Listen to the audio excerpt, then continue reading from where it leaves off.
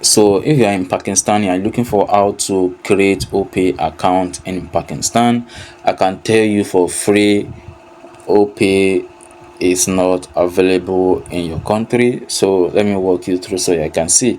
Once I click on login or download your Opay on the country right here, you will see that you cannot actually select any other country aside from the Nigeria that is currently in.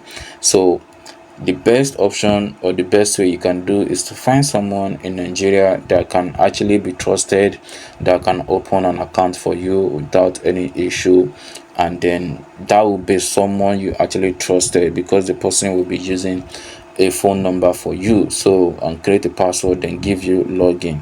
So that's the only way you can actually go about it. Aside from that, you being in Pakistan, you cannot have any Opay account, or else you find someone trusted in Nigeria that can open an account for you. And of course, you can see people online that they will say that they can actually do that for you without any issue, and they can actually purchase a SIM card on their own name, not in your own name. So they're gonna use their information. So it's very risky for you in Pakistan, and it's very risky for someone in Nigeria to also do that for you, because they don't know what exactly you want to use the account for.